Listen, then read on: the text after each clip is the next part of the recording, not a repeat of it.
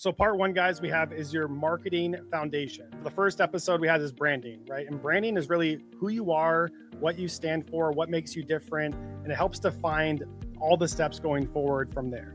And then the marketing is going to be really how people find you, right? Is where do they find you out there in the industry? And what kind of content are you creating to get these people to find you? And really servicing your purpose and your why along the way. So the first part is your marketing foundation. And what we're going to get into is you have to be discovered when we're talking about marketing. You could have the greatest product or the best service, but no one's going to find you if you don't get out there and be discovered across platforms, marketplaces, and in-person events as well. Yeah, I think the best story about this one is yesterday we were speaking with somebody who has a patent that we want to purchase. And it was so funny because the best part about that is he's 72 years old. And he goes, hey, the person that came up with this patent, they think that it's worth $1 billion. And the gentleman just literally laughed because he's 72. He's, guys, I've been around in this world a long time. I think he says something like, if you combine both our ages, it's not even his age, right? Or something like that. But the comedic part was, he was like, it all depends. It doesn't matter what you think it's worth. It doesn't matter what you think it's worth. You could come up with a sign and you could think that it's worth $1 billion. It's what you can sell and market and how you market it, right? It's a huge difference, is how will you make your product discoverable? And now, but this section and this part of it, it's important to know that this is one of those who came first, the chicken or the egg thing. That's what it reminds me of. So it says be discoverable. Where are customers finding you today? And you might be at home and go, I don't know. I'm nowhere. If you're nowhere, then they're not finding you anywhere, right? So in order for this to work, it's like chicken or the egg, which came first, but you don't know which came first. You think that it's the egg, but then the chicken needs to be there. But if it's a chicken, then where did the chicken come from? The egg, right? So in this case, what I would recommend you do is try some of these platforms, right? Get on them.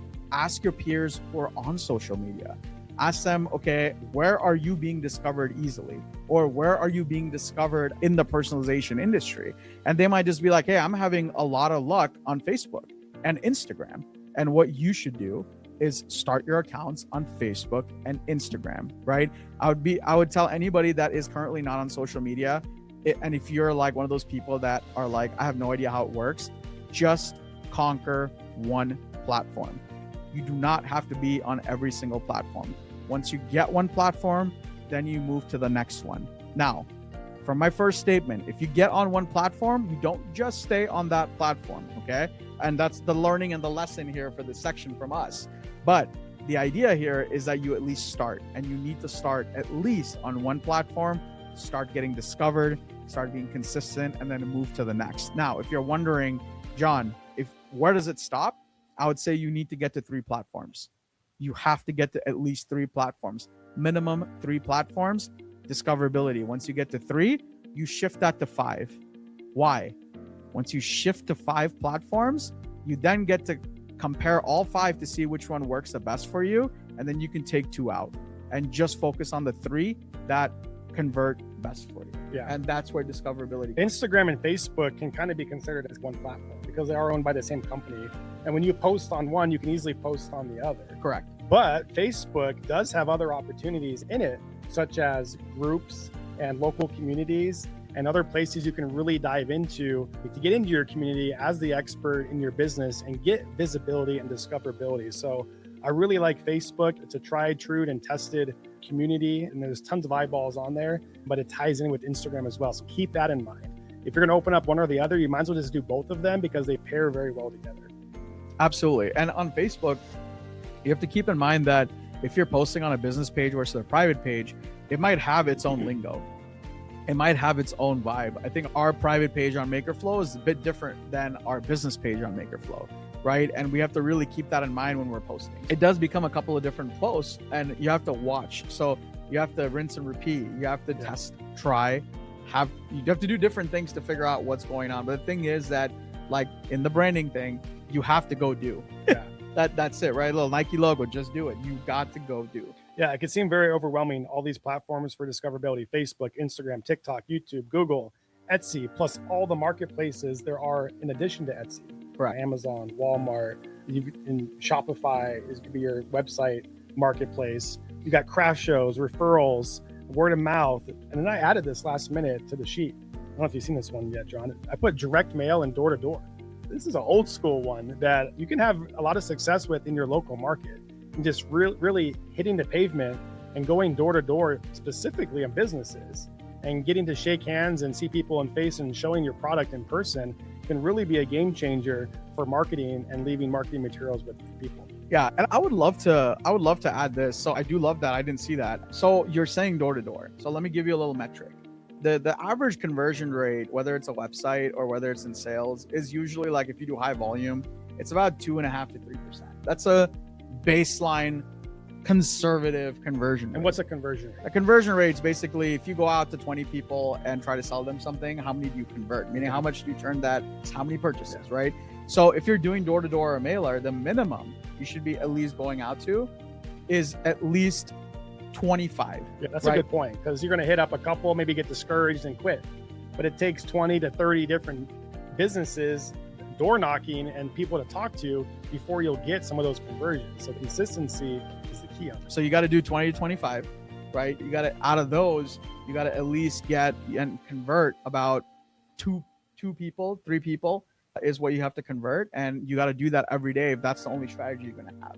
But if you even get a, or if you're doing it yourself, make sure that's the minimum businesses you're hitting. One thing that I do love about the door-to-door and direct mail, especially in our industry, is you just pick one line. Don't get overwhelmed. So for example, if you're doing tumblers and if you want to get discovered with tumblers as your business, just go and figure out all the coffee shops on a certain freeway, or just go and figure out all the coffee shops within a 10-mile radius.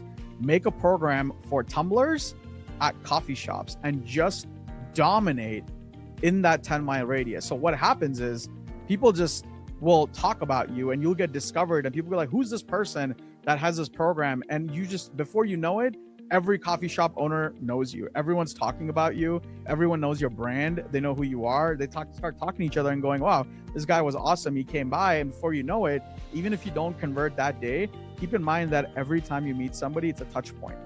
Even if they say no, they now know who you are and you have been discovered. It is your job now to reach out, to call back, to keep going, and they might convert in the future. Yeah. So we have a question on the screen. It's, where do most customers find you? And a lot of people are saying word of mouth. And that is an excellent area to start. But you've got to build on that and dive into other ones and maintain that word of mouth referrals that you're getting to grow your business. So don't forget about word of mouth, but that's your baseline on how you grow into other discoverable marketing platforms and different foundations. That's a great way to start and to get your name out there. And guys, marketing is all about just getting out there and marketing yourself to be known on these different platforms. And we're going to dive into different ways of doing that are tried and tested here at MakerFlo. Yeah. And some of the things that we haven't even listed for discoverability is like emails. Emails is part of our strategy. It's a massive part of our strategy. We have a cold email strategy at MakerFlo, and we have a warm and a hot.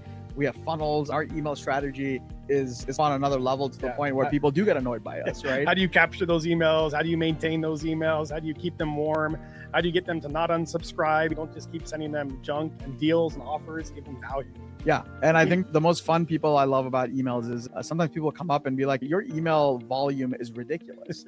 And somebody might look at me and go, John's about to have a conflict. And I actually see it completely opposite. I'm like, have you read the emails? And they go, no, but you sent so many. I'm like, there's a bunch of free resources in there that you'd be paying a lot of money for. And it starts a conversation and it makes our emails more discoverable and more clickable. Yeah. And so I see it as a challenge that, hey, send that email out. If you're afraid of somebody being mad at you, welcome to business. Because let me tell you, it's gonna happen regardless. The conversion rate on that, keep an eye on that one. And the best customers are the ones that you piss off first and they come back. That's where you have the most learnings though, sometimes too. You do on that one. Yeah. I think that I'm not going to go into the story, but I love the story when we were at the Abatuki event and that guy with the glass engraving came and he reamed me in front of everybody. It's probably one of the best stories where you and Charles were like, oh, I don't want this guy. Was the engraving wrong? No, it was the one where it was the VIP section and the product, and they had them walk all the way outside, and he was livid. To go out of his way to get his glass engraved. But anyways, that's going to happen. Whether if you're nervous about it, you can't be, right?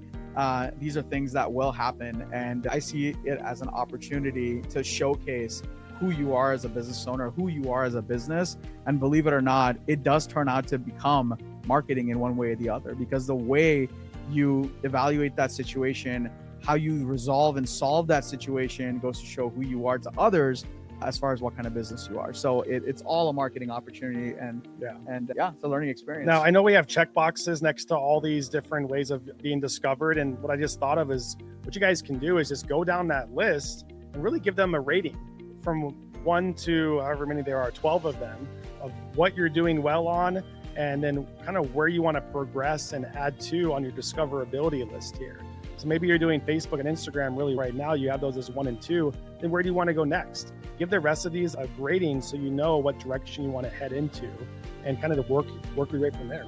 Yeah, you could definitely do that. However, if you look to the right side, I don't want to go through each one of these, but I do want to go on the lesson learned. If you look on the right side, you guys will see something that is very consistent. So you'll notice that Facebook, Instagram, TikTok, and YouTube are part of MakerFlo strategy. So as we're currently live on YouTube, we'll go live on Instagram, TikTok, and Facebook, right? And those are the 4 platforms that we're currently attacking, and we keep attacking, and we'll always be on there. Well, the lives will be on there. We'll be posting on there, reposting on there. You could see here that we don't have anything else on here, right? And so we're lean and we're focused, and that's what we do. So you don't have to have more than 4 things, because we don't have more than 4 things. We do have email, but that's a whole another thing. But as you notice here, and what we do at MakerFlo is once we've refined the 4 things, now we're pushing.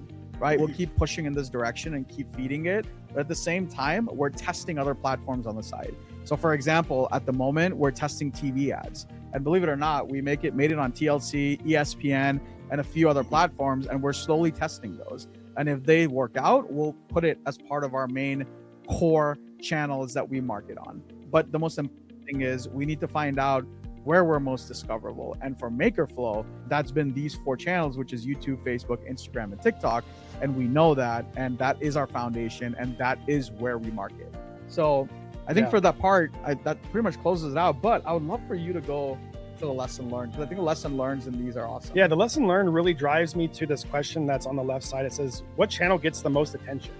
And for us, when MakerFlo first started, we got a ton of attention on Facebook. Yeah. And a lot of it was organically, like it was word of mouth, and our Facebook group and our community was just growing organically on Facebook. And, then COVID happened, and boom, those groups went even more and more wild. So if I were to answer that question 5 years ago, which channel gets the most attention? I'm writing down Facebook 100%.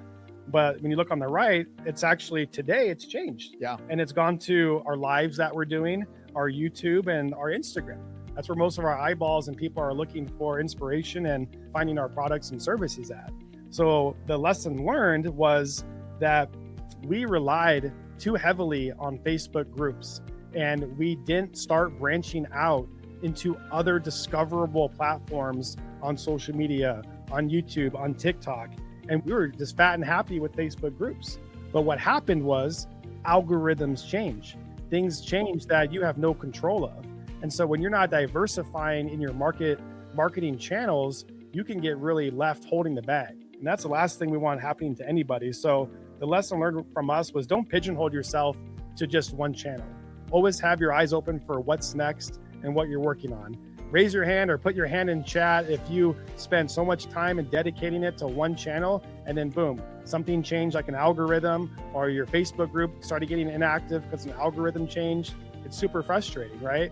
So make sure that you're looking at what's next. That's why I gave you guys the idea of numbering those different marketing channels on what you want to work on next to keep your eyes ahead in the future. Yeah, absolutely. And I think that's a great thing on part 1 as far as channels. And the big takeaway is always be testing, and then always have your core channels. Have your core channels, whether it's 1, 2, or 3, but always be testing other channels to make sure that you don't go on a channel like school. It's very new, but it could be a hot channel. You don't know. And there's a few other channels that I know about that I can't think of right now, but they might just be something that, whatnot. That's another great channel that I don't think a lot of people are on, but if a few folks get on and they hit it big, that could be a great channel for you. Always be in the search. What was the one you sent me the other day? Merchant something? Oh yeah, I can't remember. Yeah, I sent you that one. Yeah, I want to test that one. But so there's a lot of new things coming up and new channels, and make sure you're on the lookout. So yeah, let's wrap that section up. I think we're beating that quite hard. Yeah, that's the foundation there, guys.